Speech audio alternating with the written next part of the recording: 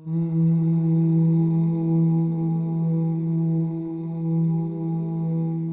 Messenger ﷺ has in fact informed us of several matters that will bring hasra, regret, on the Day of Judgment.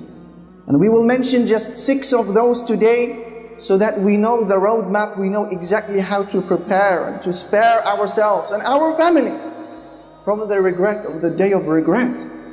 What are these 6 things? Number 1, those who do not give Surah Al-Baqarah, chapter 2 of the Quran, its due attention. Isn't that a strange one? When the rewards are distributed on the Day of Judgment to the people of the Quran, and specifically to the people of Surah Al-Baqarah, those who had ignored Surah Al-Baqarah will be taken by regret. Thus the Prophet ﷺ, he said, as Imam Muslim narrates in his Sahih on the authority of Abi Umamat al-Bahili, he said, اقرأوا سورة البقرة فإن أخذها بركة وتركها حسرة ولا تستطيعها البطلة. He said, always recite Surah Al-Baqarah, because taking care of this surah is a barakah, it is a blessing. And not doing so will be a regret on the Day of Judgment. And the magicians are not able to overcome it. This is the first source of regret. As for the second source of regret, this is in relation to any gathering, whether with family or friends or online, where the name of Allah Almighty is not mentioned. Thus the Prophet ﷺ, he says, as Abi Dawood narrates in his Sunan, on the authority of Abi Hurairah, ما من قوم يقومون من مجلس لا يذكرون الله تعالى فيه إلا قاموا عن مثل جيفة حمار وكان عليهم حسرة يعني يوم القيامة. He said, any people who sit in a gathering whereby they do not remember the name of Allah Almighty or mention Him in any way, except that when they leave that gathering, it would have been as if they were sat around the dead body of a donkey. And that gathering will be regret for them on the Day of Judgment. Subhanallah. Any gathering where we sit together and we fail to mention the name of Allah subhanahu wa ta'ala, and to prevent a haram that was taking place in front of us, that gathering will be regret on the Day of Standing. What about number 3? The third cause of regret is with regards to those individuals who aspired for positions of authority. They wanted to be in the limelight. They wanted people to clap for them. They sought after attention and praise. And that is why the Prophet ﷺ, he says, as our mother Aisha narrates, and the hadith in Sahih al-Bukhari, إِنَّكُمْ سَتَحْرِصُونَ عَلَى الْإِمَارَةِ وَإِنَّهَا سَتَكُونُ حَسْرَةً وَنَدَامَةً فَنِعْمَةِ الْمُرْضِعَةِ وَبِئْسَةِ الْفَاطِمَةِ. He said, O Muslims, you will soon start competing over positions of authority. And on the Day of Judgment, that's going to bring with it regret. So how great is breastfeeding? And how difficult is weaning? What is that all about, that last sentence? The Messenger ﷺ is comparing positions of authority and those who always want it with the breastfeeding child, who is always receiving its nutrition and its milk readily available from its mother with no effort from itself. But there has to come a day when that child must be weaned, when that milk has to come to a stop. And similarly, those who aspire for positions of authority and status in the community, despite not being deserving of it, are not possessing the credentials, their wealth and their prestige and their honor will have to come to a stop at one point. And that will be on the Day of Judgment, when wealth and prestige will be replaced with regret for aspiring for a position that you are not fit for. As for the fourth cause of regret, this will be with regards to a person who puts forward acts of worship, but they contain within them hidden elements of showing off. This is a person who has dedicated years upon years of what he called worship, and Quran, and Salah, and Taraweeh, and Qiyam, and fasting, and dhikr, and da'wah, and a flawless hijab, and enjoining good and forbidding evil, and Islamic events, and Islamic reminders, and Islamic posts. And they see these good deeds in the form of mountains on the Day of Judgment, beautiful mountains, and to his horror they begin to crumble before his very eyes. Can you imagine their regret? That is because those good deeds, although they were huge, but they had holes within them. They were rotten. They had holes of showing off. They had holes of pride, holes of self-admiration, holes of self-promotion. Look at me, what I am doing, what I am up to, where I am found, what I am reciting, where I am praying. Holes of showing off. Thus those deeds come crumbling down on the Day of Judgment, causing regret. As Allah Almighty says, وَبَدَى لَهُمْ مِنَ اللَّهِ مَا لَمْ يَكُونُوا يَحْتَسِبُونَ. They will see there with Allah Almighty that which they did not expect, Allah says. One of the scariest ayat from the Quran, as some of our predecessors they said. As for the fifth cause of regret, and I hope, dear brothers and sisters, that we are taking note of these, mental notes of these broad heading. This is a roadmap for preparation. As for the fifth cause of regret, this is when you find yourself being forced on the Day of Judgment to hand over your good deeds to somebody else. Or when you are forced to carry the sins of somebody, sins that you didn't even commit. Can you imagine what that means? Imagine on Yawm al-Qiyamah you are forced by the angels to hand over 2,000, 3,000 salawat, 3,000 prayers to somebody else, to your neighbor. Can you imagine handing over 2 or 3 or 10 Ramadans worth of hard work and thirst and sacrifice to somebody else who didn't do it? Can you imagine?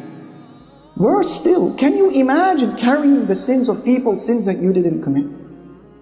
Imagine reading your book on the Day of Judgment and you find zina, fornication, wal-'iyadhu billah. You find adultery, you find alcohol, you find interest, you find pornography, you find sins that you didn't commit. Others have transferred them onto you, and now you have to find an answer before Allah for these sins that you didn't do. How can that situation take place? By oppressing another Muslim, by wronging another individual. Thus the Messenger sallallahu alaihi wasallam says in the famous hadith which Imam al-Bukhari narrates on the authority of Abi Hurairah, "Man kanat 'indahu mazlamatun li akhihi min 'irdihi aw min shay' فليتحلله منه اليوم قبل أن لا يكون دينار ولا درهم. إن كان له عمل صالح أخذ منه بقدر مظلمته وإن لم تكن له حسنات أخذ من سيئات صاحبه فطرحت عليه وفي رواية ثم طرح في النار." He said, whoever of you has wronged his brother in any way, whether in regards to his honor or any other way, then make sure you beg his forgiveness today before a day comes where there will be no dinar and no dirham. In other words, today we can settle our scores with the pound and the dollar. On Yawm al-Qiyamah, there will be no pound and dollar, dinar and dirham. It will be the exchange of good deeds and the transferring of sins. So he says, whoever of you has wronged his brother in any way, with regards to his honor or any other way, then let him beg his forgiveness before a day comes when there will be no dinar and dirham. He said, if you have good deeds on that day, He will be allowed to take from your good deeds depending on the size of your wrongdoing. If however your good deeds they run out before you pay your debt, then He will be allowed to transfer His sins onto you. This is one of the most frightening and disturbing realities of the Day of Judgment, wallah. The reality that states, you and I cannot give a single good deed to the people we love the most. Your mother, your father, your wife, your children, they will ask you and you will refuse because you need that good deed just as much as they do. Whilst on the other hand, some people will be forced to give over their good deeds to the people they hate and they despise, because they had backstabbed them, mocked them, conspired against them, plotted against them, failed to pay their wages on time, or any other type of wrongdoing. He said, let him beg his forgiveness today. This is the cause of regret number 5, the oppression or any wrongdoing towards another individual. We know who they are. And number six, generally speaking, and this is the overarching cause of regret that summarizes everything you just heard, any Muslim individual who falls short with regards to the minutes, hours of his days and his weeks in building the hereafter. that is going to be a cause of regret. Person who was urged week in, week out, every Friday, every reminder to drop the sins, to replace the haram with halal, to remove the intoxicant, to change sin into obedience, to reshuffle the cards, to refocus your attention on Allah and the home of the hereafter, to set a vision in life in preparation for Jannah, and they fail to do so. That will be a major cause for regret, as people will be heard saying on the Day of Judgment, Ya laytani qaddamtu li hayati. I wish that I had prepared for my life. In conclusion, dear brother, dear sister, every individual who turns a blind eye and pretends that the day of regret is not coming is going to be in a major and excruciatingly painful state of regret on the Day of Judgment. What greater regret can there be in life than failing to impress the King, Allah Almighty? What greater regret can there be in life than failing the exam before the King, Allah, and missing out on the prize that comes with passing the prize of Jannah? What greater regret can there be than that? What greater regret can there be in existence than being shown your place in Jannah, and the luxuries, and the weather, and the palaces, and the spouses, but then being transferred to oblivion, to Jahannam instead? What greater regret can there be in life than meeting your friends on the Day of Judgment, those whom you knew today, and they find no words for you and I except, didn't I tell you? Didn't I tell you?